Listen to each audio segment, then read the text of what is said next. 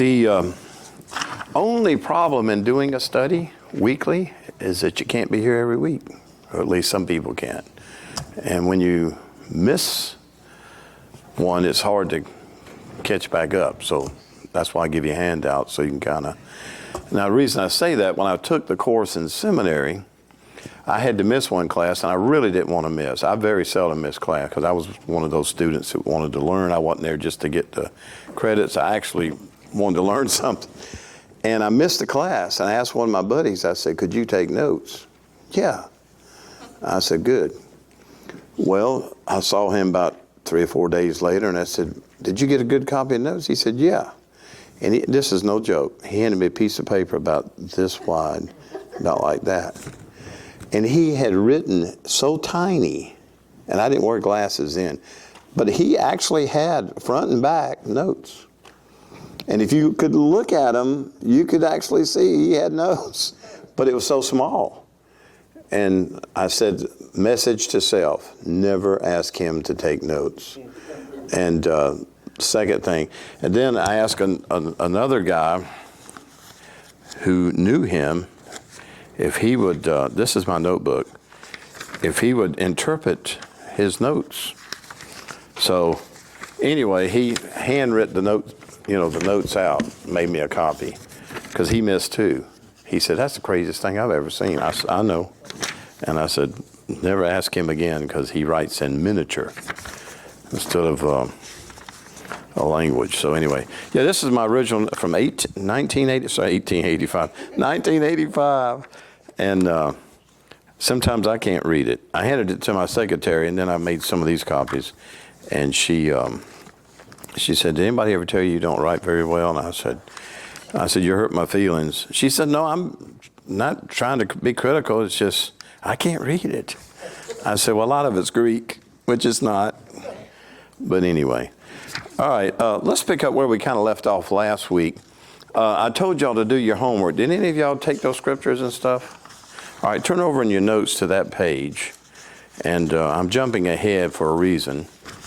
Because if you look at the book of Revelation and you study your Bible in the end times, there's a big word, and I didn't put it up here last week. I showed the class on Wednesday nights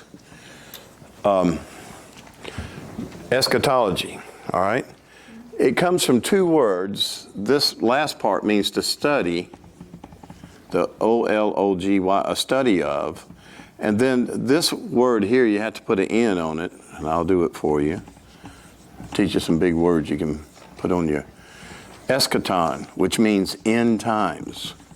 So if you're reading some commentaries or trying to do some extra reading, you'll come across this word eschatology, the study of the end times, which includes Revelation, but it's not all about Revelation. Everybody follow me? So what we're doing now is we're studying the end times, but we're kind of focusing on Revelation. But tonight, I want to show you what's going to happen before Revelation. So kind of set the stage. Because the Bible has a lot of information about what's going to happen leading up to the Great Tribulation, which is what Revelation is about. Everybody with me?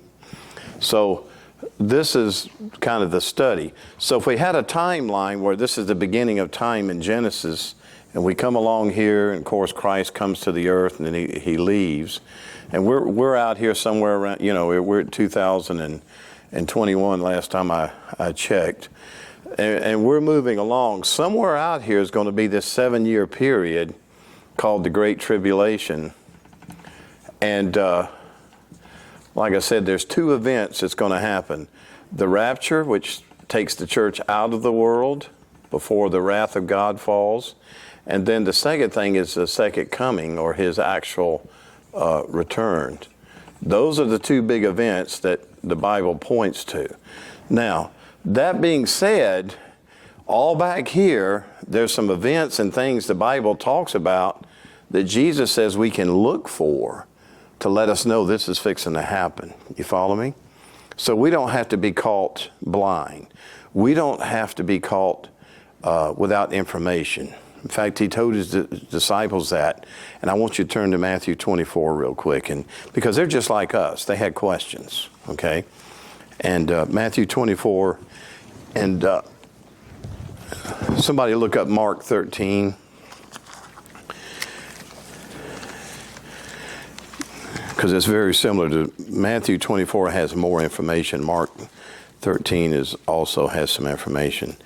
But in Matthew 24, Jesus left the temple and he was walking away from the temple when his disciples came up to him to call his attention to the buildings. Now, what was going on with the temple was King Herod was known as one of those rulers that the Romans had put into power. There were 4 of them, and he controlled a certain part of Palestine. Well, Herod had this itching for building. The Romans accommodated his building by raising taxes, and that was the real rough with the Romans and the Jews. They didn't like paying taxes to Rome.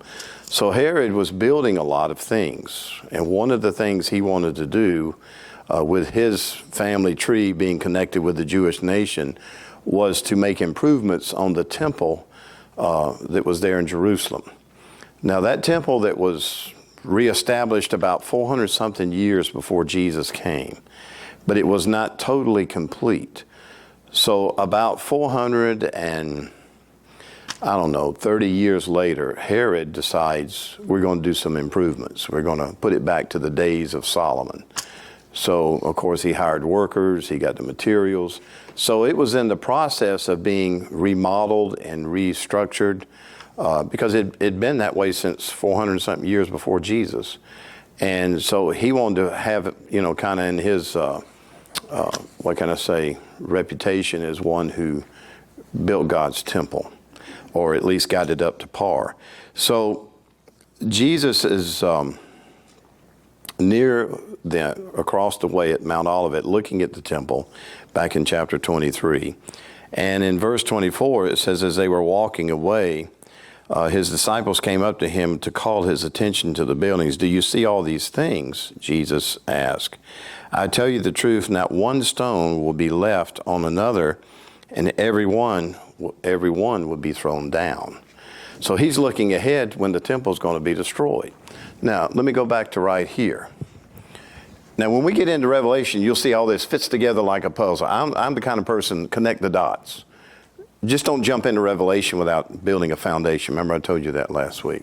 All right, so when Jesus left, it was around 33 A.D. Now, I'm going to ask you a question. What does the A.D. stand for? It ain't after the death? It comes from the Latin, because the Latins are the one that set up the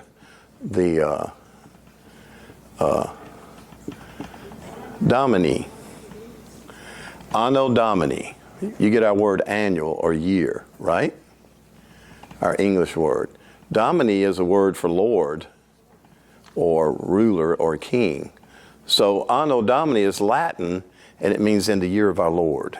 So he went back to heaven, but he's still living, okay?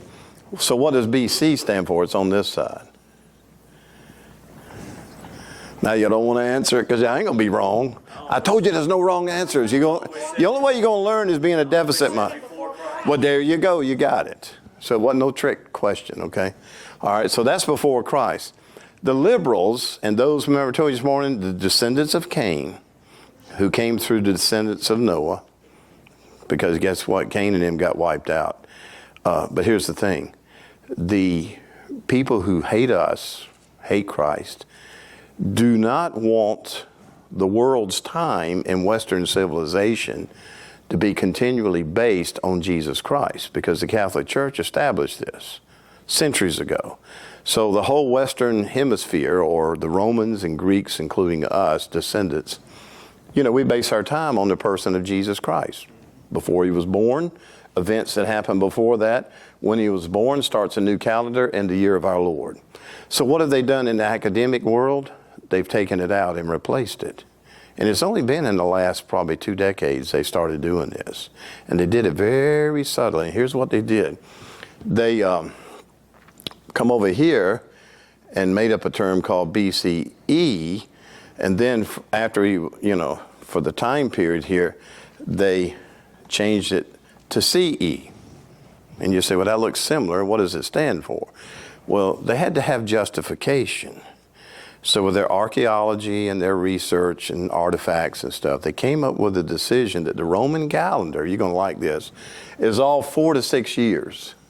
So Jesus was really born probably 4 to 6 years, and the reason why archaeology has found relics and things, and they've dated some things, and so the calendar is probably all 4 to 6 years. So I'm not 68. I'm about 63 or 64. Yay.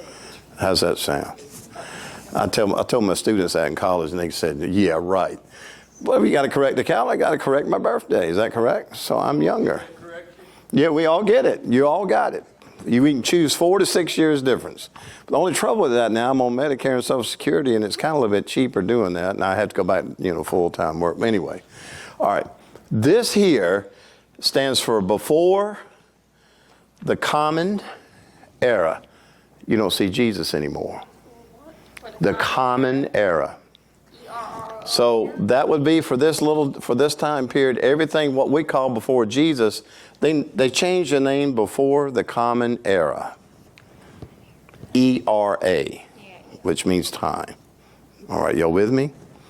On this side of this time period, they took out Anno Domini and put in common era, ERA. Those are generic terms, and if you look at your books now, your geography book, well, not geography, but your history books, your civilization books, Western Civ, all those you have to take, they all now use these terms to show the history of Western civilization.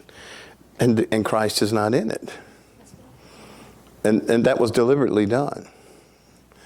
And, when I teach, on a college level, I always take time to tell my students this and to show them that, later on, biblical prophecy says in the last days there'll be a move away from Christ.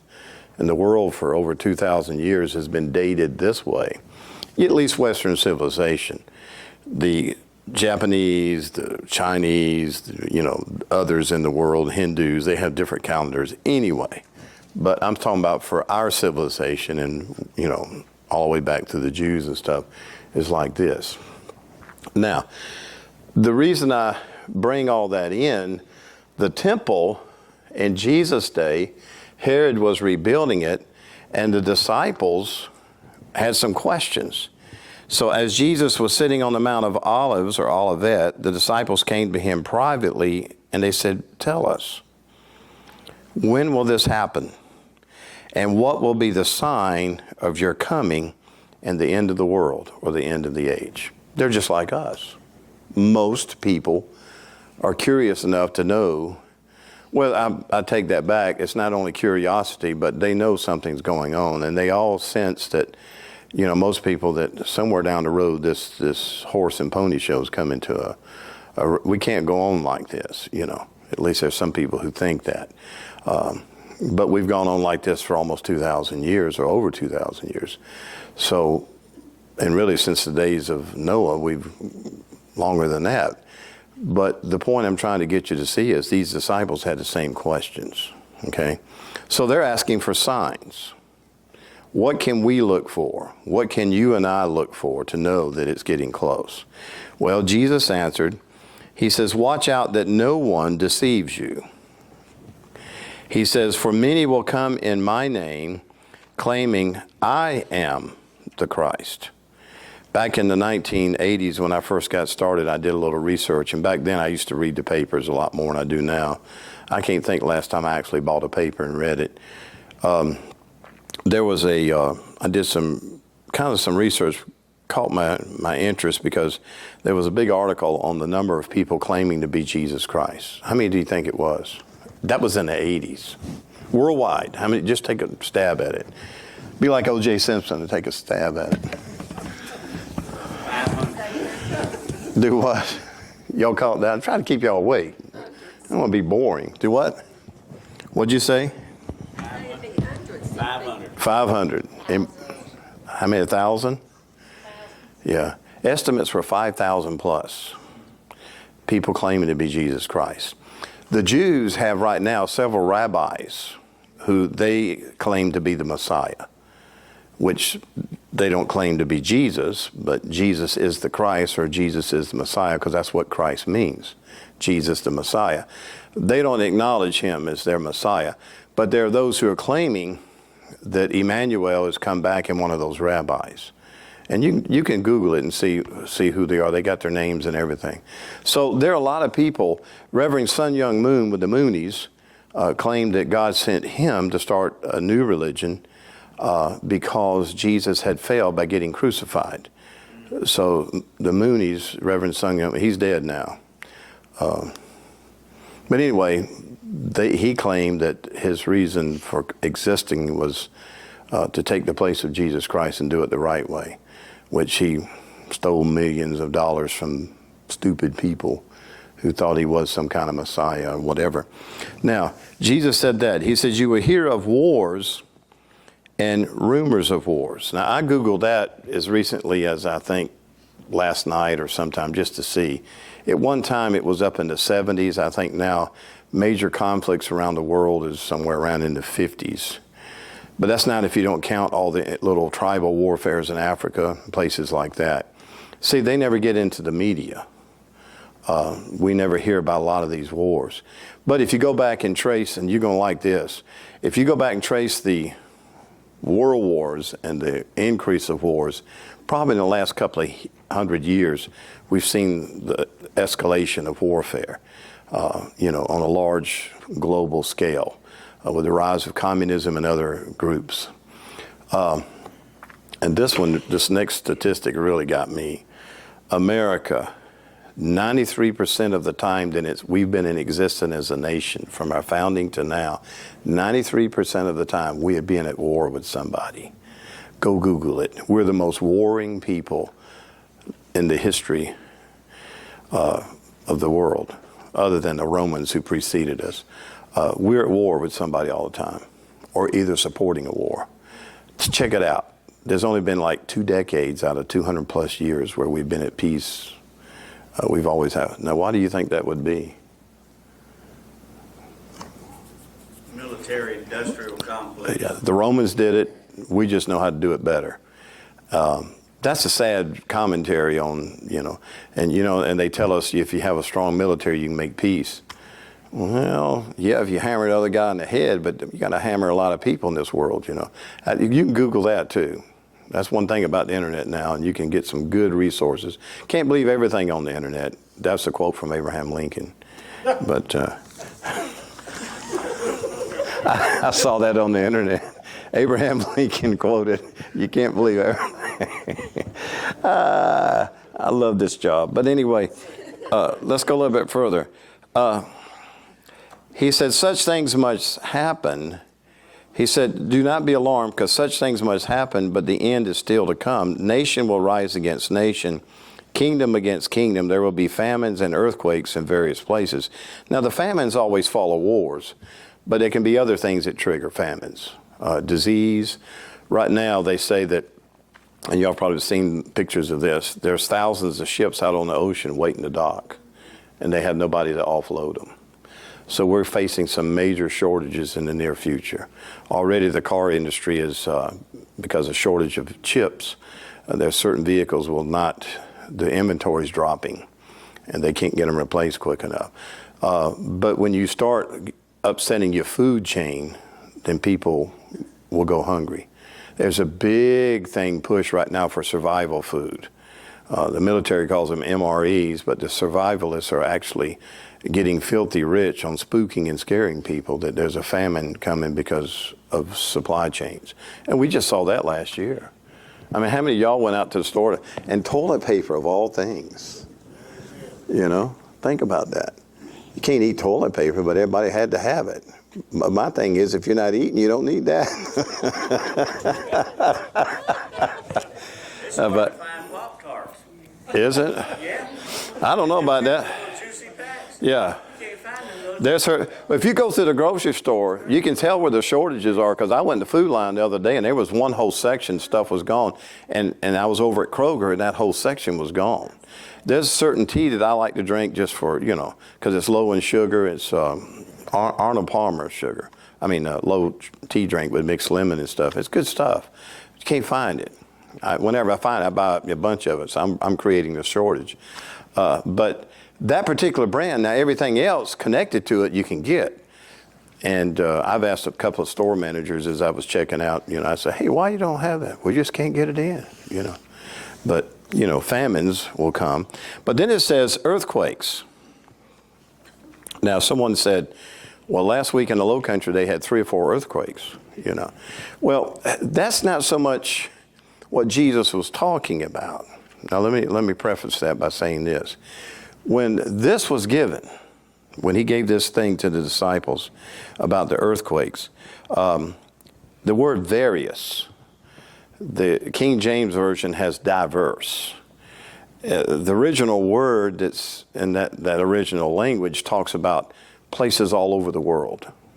All right. As far as that time period, if this is Spain, this is Italy, y'all love this. This is Greece, this is Asia, this goes all the way around. This is Africa down here, then comes back here. All right. That's the Roman Empire. And maybe, as far as the Romans controlled, okay? So that was the civilization then.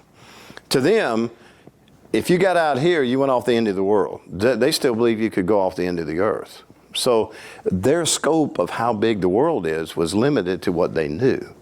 News did not travel very fast. They had a postal system that was archaic. You might write a letter and you might get it 6 months later.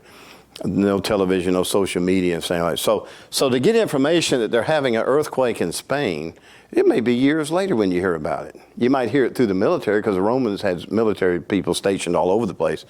But when Jesus made the prediction, earthquakes in diverse places, which means all over the world, you had to have a system to know that there was earthquakes all over the world, increasing or, You can go on Twitter right now. How many of you got Twitter accounts? Nobody? Nobody in here has Twitter accounts. I had 3 at one time. I dropped one of them, but it's still there. And I had like 15,000 followers. About 10 of those followers were earthquake people. They track earthquakes. It's fascinating. And now that number is higher. You can go on Twitter and get you earthquake. Every minute, every second, there's an earthquake somewhere. Because the earth is like a bunch of rocks, plates piled up. And they say the areas that are experiencing most of the earthquakes is the area where most of the gas and oil is being pumped out of the earth. Duh. If you've got big caverns there and you're pumping all the resources out of there, it naturally would, to me, be logical that those areas would shift more than others. Because whatever shifts down here shifts up here. But Jesus says there's going to be earthquakes. And we've seen an increase of carbon fuels being bumped out of the earth, which could be a cause, could not. We got volcanoes popping out here, which is a natural part of our development of our earth. But the point is, Jesus says, you'll know about it. And right now, when those earthquakes happen in the Low Country, everybody up here knew about it. Augusta sets on a fault line that runs all the way through Atlanta. That same fault line runs all the way down to past the Savannah River through Orangeburg to Charleston. 1886, Charleston was almost destroyed.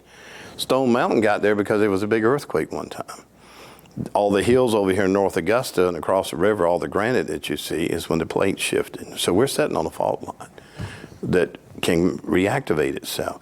But the point I'm making to you is Jesus gave the prophecy, and he said, when you see this and hear this, where we're living in a time where we can find out about it in an instant.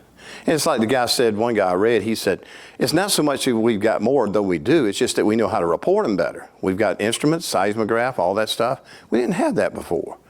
And Jesus is making a prophecy in the first century. He said, you'll hear about earthquakes all over the world. Whoa. And he said, that'd be one of those signs. Everybody follow my reasoning on that? Okay. He says, all these are the beginning of birth pains. So this is not the end. These things are pointing to the fact, just like a woman knows she's fixing to have a baby because she's having, sometimes false, muscle spasms or whatever. But if she's protruding outward, she knows it's not long. He said, these are birth pains. It's fixing to happen. All right, what's the next one? He says, then you be handed over to be persecuted and put to death, and you be hated by all nations because of me. I think we pretty much know that persecution is on the rise. Christians have always been persecuted by third world, communist and Islamic nations, as Islam since the 6th century AD. There you go, not CE, but AD. So Islam has only existed for about 1,400 years, but as soon as they come on the scene, Christians were a target. So we have the Crusades and everything else, and now they're killing Christians now, even in places like Afghanistan. Last I heard, and this was a few years ago, they had recorded of the ones they knew about, there was over 50,000 Christians are being put to death for their faith. China never reports. They have billions of people. They say that it could go as high as 80 to 100,000 a year being put to death simply because they're Christians. They tear down their churches. That being said, in the book of Revelation, and we'll come to this, it says that the Christians, the ones who go into the tribulation, lose their heads for the gospel. There's only one religion that removes heads as a symbol of authority, and that's Islam. It's interesting stuff. And I read several books on that too. But anyway, there's some more signs. He says, at that time, many will turn away from the faith and will betray and hate each other. And many false prophets will appear and deceive many people. A lot of false stuff running around, folks. A lot of false teaching. Because of the increase of wickedness, notice this, the love of most will grow cold. In other words, people just stay home, arm themselves if they can, and just not associate with the general public, and just because, there's too much wickedness. Trust breaks down. He who stands firm to the end will be saved. And this gospel of the kingdom will be preached in the whole world. Now notice that, whole world as a testimony to all nations, and then the end will come. Now, this was their known world. Jesus uses a term in his words, the whole world. Now, I wrote a paper when I was at Aiken University up here, when I was taking English 101, and my English professor was an avowed atheist. He kind of told us that. So he said, write on any subject you want. So I wrote about the influence of America on Christianity. And that I felt that God had established America to be the evangelizer of the world. Not only did our armies go around the world, but America was a strong place for missionaries. In fact, if you study American history, the 1800s was a seedbed for missionaries. Some of the greatest missionaries that went over to China and places like that, and India, were from here. And Southern Baptists have been mission-minded. And now that has changed, and South Korea has become the mission site. They're sending more missionaries than we are around the world. And there's still, like I said, probably 2 or 3 billion people that haven't heard about Jesus. But because of technology and because of the growth of evangelism, the whole world's pretty much been evangelized, or at least have heard who Jesus is. That being said, when Jesus made this prophecy, he said the whole world. He didn't say the Roman Empire, which is what their world was. He said the whole world. And it's fascinating that we're living at a time when that has happened. So we're watching prophecy be fulfilled. So when you see standing in the holy place the abomination that causes desolation spoken of through the prophet Daniel, let the reader understand. Then let those who are in Judea flee to the mountains, and let no one on the roof of his house go down to take anything out of the house. Now what he's talking about here is that when Antichrist finally takes over, at first everybody loves him, but then somewhere in his reign, like 3.5 years, he turns against the ones who claim to be Christians and Jews. And what he's basically saying is it's going to be ugly. And he said, run for your lives, in so many words. He said, how dreadful it will be for those days for pregnant women and nursing mothers. Pray that your flight will not take place in winter or on the Sabbath, for then there will be great distress, unequaled from the beginning of the world until now. And, he goes on with some other things. But look back in your notes. Diseases, which are pestilences in verse 7. I didn't mention about that. There'll be an increase of diseases, which are pestilences. And we're finding out now that man can make some pretty rotten stuff that he can put out there and make it look like it just popped up from bats. And that, who eats bats to start with? That's what I said. You're going to tell me a few Chinese had a bat dinner, and out of that bat dinner they got sick, made everybody else sick? Come on, man. That's what Biden says. Come on, man. Anyway, they've known for a long time they can make diseases. They can engineer them, they can let them loose, and now they know how to do it and make money going up, tearing everything down, and make money coming back the other way. Some people's got filthy rich over this. People are mean. They're wicked. But Jesus said, look for these pestilences. And 2 Timothy chapter 3 talks about self-love in 2 Timothy, covetousness, boasters, proud, blasphemous, disobedient to parents, unthankful, unholy. And to get this one in verse 3, without natural affections. In the original language, it means the breakup of the family due to sexual perversion. I think we've seen a lot of that. Lack of commitment, incontinent, which means a lack of morals. Fierce, acting like animals. Despise those who do good. They're traitors. Headstrong, sensual. Hypocrisy, which, claiming to be Christians and not. Those are just a few lists. And I wanted to share that with you, that those things will precede what we call the book of Revelation. So when you're talking about eschatology of the end of times, you really should start back in here and study your Bibles. And there's enough there from Paul and Jesus. Mark 13 is another passage. Paul's got some other letters. He makes a reference to this. He talks about the Antichrist too. So they all believed that the coming of Christ was imminent. What does imminent mean? It could happen at any moment. So if back then they believed it was imminent, how much more now do you think we're close? And the clock is ticking. One of the other things, and it's in Peter, he talks about there'll be skeptics who'll actually come out and mock Christians for even thinking that Christ could return. Well, I had a fellow in my church, he's deceased now, but years ago I was doing a series on Revelation, and he came up to me and he says, I don't think I'm going to be in this church much longer. I said, why? He said, you believe all this stuff about the second coming? I said, it's in the Bible. Well, that's your interpretation. I said, well, apparently you don't read the Bible very well.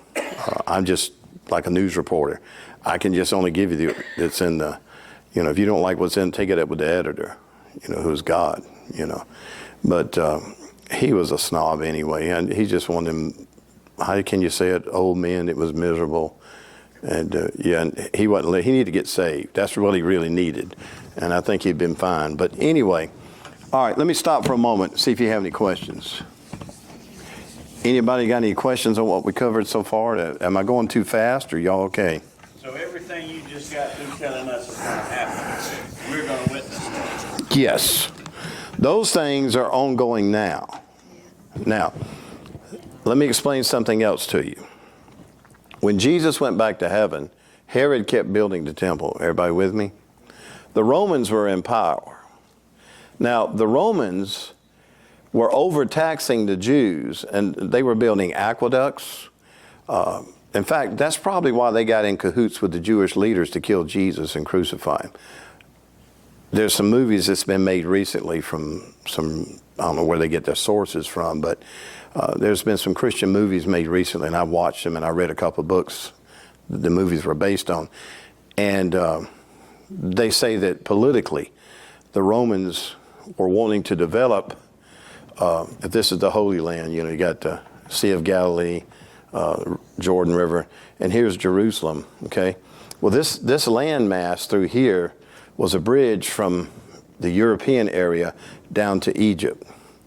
And the Romans needed this to be under their control to move their armies back and forth, okay? Out here was desert, still is.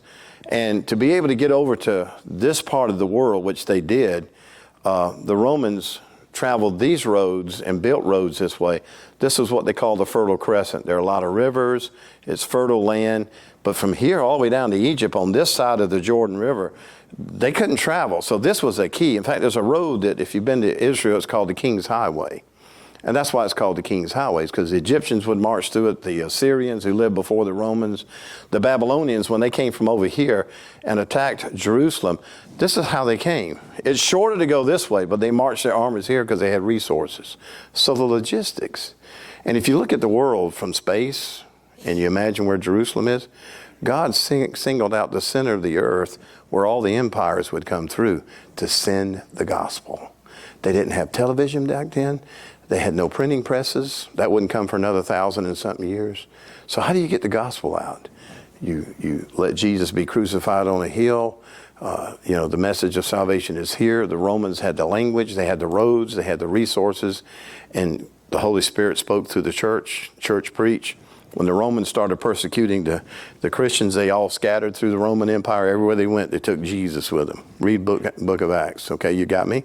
So God doesn't mind letting us get under persecution. And I think, this COVID stuff has kind of opened the door, open season on Christians. Because now the other side flexed their muscles and said, you can't have church.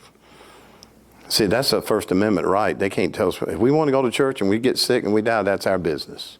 You follow me? But they don't see it that way. They took this thing one step further. I predict that somewhere in the next few years, you're going to see the Constitution try to be changed. In fact, there's people who want to change it now. So it's too archaic. They want to get rid of the First Amendment. But see, the Second Amendment is there to protect the First Amendment and all the other ones. That's what's holding them up. They're trying to find a way around that. And I don't know they eventually will, but nonetheless, that's on another subject. Now, when I explained all this, there's something happened out here that we don't see it in our Bibles. In 70 A.D., the Romans had had enough of the Jews. So they brought in, I think it was 3 legions, which was about 15,000 crack troops of Romans. They had like 2 legions stationed there. It was Caesar had enough. And he sent the legions into Jerusalem and in through Palestine and said, shut them down, burn their temple, don't let a stone be left, because they knew that the Jews were tied into their faith and that temple was a central part. So their philosophy was leave people alone with their religion, but if that religion ever opposes Roman economics and cuts down on the tax base, which that's what the Jews were doing, they refused to pay taxes. They wanted the services, but they didn't want to pay taxes. And so many people believe that's how they got in cahoots with the Romans, because the priest had to have some kind of practical way to get Jesus to be crucified. Because he's a Jewish citizen, so that he's not a Roman citizen. So there were some levers pulled in the middle of the night. Nonetheless, long story short, in 70 AD, they destroyed the temple. It has not been built back. There's been 2 attempts to build it, and both times it was tried to be built. The ones building it, or who were empowered to do it, died mysteriously. During the time of the tribulation, the Antichrist will actually rebuild the temple. That's one of his key marks. That's prophesied, that the temple will be rebuilt. So that's what we're on a time waiting for that to happen. Now, it's a mystery because we have books in the Bible that were written later than 70 AD, and you would think that the ones who wrote those books, like John, would make mention of that historical event. It was a tragic event to have your city overrun by Roman soldiers, thousands put to the sword, the temple destroyed, but it's not mentioned. And all the reading and studies I've had, they said it's one of the big mysteries of history is why that wasn't recorded, because it happened. We know it happened. You ever seen the movie Masada? Did any of y'all see that movie? Masada was a hill outside of Jerusalem. It's still there. If y'all go to Holy Land, make a trip over to Masada. You'll see a siege ramp. The Jewish leadership and their families and stuff, and I think it was 900 something of them, got on top of Masada, and they had a way to get water and food and stuff, and they were up there for a year or two. The Romans said, we're going to crush you. That was the Roman philosophy. So they began to build a siege ramp right up, several hundred feet in the air, and they finally got there. Well, the Jewish people killed themselves. The fathers killed their children, and their wives first, and they killed themselves and had each other. They'd rather commit suicide to be under Roman rule. You can read that, and you can Google that and read that. That's a true event in history. The reason I bring that out, and that happened after 70 A.D., is because now the Romans are turning against Christians on an increasing level. So when we come down here past 70 A.D., and we come up to the book of Revelation, what's happening in the world is that Caesars, and there's one after another one, they call them the 12 Caesars, see, y'all love my writing. The 12 Caesars that came along, the one at the time when Jesus came back here, and then right on up to, the time that John wrote the book, these Caesars got progressively hostile toward Christians and Jews. Not only did they like the Jews, but they didn't like Christians. Now, depending where you lived as a Christian in the Roman Empire, you might not feel the persecution. But if you were in some of the bigger cities, you might come under suspect, and they love to blame you for things like Nero around, I think it was 60 A.D. or something like that, 59 A.D., when Nero was in power. The city of Rome caught on fire. You probably heard he played his harp or something, whatever it was, and sang while the Rome city burned. Well, he blamed the Christians. Well, they rounded up thousands of them. And then he had some games like the Olympic Games, took the Christians, put them on crosses and put them around the amphitheater where they did the running, tarred them, set them on fire, and let them be the torches while they did the games. So they burned out. That's a pretty wicked man. But in the arenas and the Colosseums, they would take Christians, and they loved this. They would put them in animal skins, sew them up live in animal skins, of course with the blood on the fresh animal skins, and put them into the arena like sausages, and then turn the lions and tigers loose to consume them for sport for people, and sacrifice them that way. That went on in some of the bigger cities. Now, with persecution increasing, you could see what I just read to you. The Christians living then, reading what copies of Matthew they had, would say that's what Jesus was talking about. The temple's been destroyed. It's not one stone on another. Here we are being put to death. We're running for our lives. And so a lot of people believed that his return was very near because they were experiencing what he prophesied they would experience. Things was missing, evangelize the whole world, earthquakes, because they didn't know what where they were or whatever, other signs and stuff. And anyway, long story short, all of this is proceeding. So by the time we get to around, I think it's 81 to around 91 AD, which we think somewhere along in there is where the book was written, there's a guy by the name of Domitian that's living, and he's an emperor. And he actually puts out a decree and said, let's kill him. It's open season on Christians. And that's when it really, under his rule more than others. Nero was bad, but his was pretty bad. So all these events are preceding the return of Christ. And I would say to you, in my lifetime, I've seen it get pretty bad in places in the world. Been tracking it a long time, ever since I've been a Christian, really. And but he hasn't come yet. But he could come tonight, could come tomorrow. But anyway, all right, any questions on the signs? I jumped ahead because I wanted us to get, maybe I should change the order of my notes. All right, go back to page 1. The book actually tells us about not only Christians, but Jews and Gentiles. And we see that as we go through each chapter, plus the church. So it's an unfolding of prophecy that is stored up that, that will come with time. Now, having said that, the word itself comes from a word that looks like this. And y'all have heard this word a lot. The apocalypse. Well, all that is the Greek word for our English word, which comes from the Latin word. You see it there in your notes? Everybody see that? So we get this word from Latin because the Bible, when it was translated for the Catholic Church, they chose the language of Latin, which is a dead language, you might say, except in literature. And they used, out of this word, change it to this word. But this is the original word, the apocalypse, which basically means a revealing of something that's been hidden or held back. So that being said, can't even spell tonight. That being said, this book, notice it has no S on it. There are 4 separate visions within the one revelation. A lot of people say revelations, but it's not. It's 4 different events. The first 3 chapters talk about Christ in the middle of the church or in the midst of the church. And y'all had that in your Sunday school lessons. But all of this stuff would still be called eschatology. Okay? We're just looking at one segment, which is the book of Revelation. But we've also previewed some of these other things. Now, that kind of starts us into some of the things that I think will eventually, when you get I call them the glasses of revelation. When you get your glasses of revelation on, every time you read your book in the days ahead, you'll say, I remember that. This thing has a magnet on it. I don't know if y'all have noticed several times I just left and there it is. That's what it does.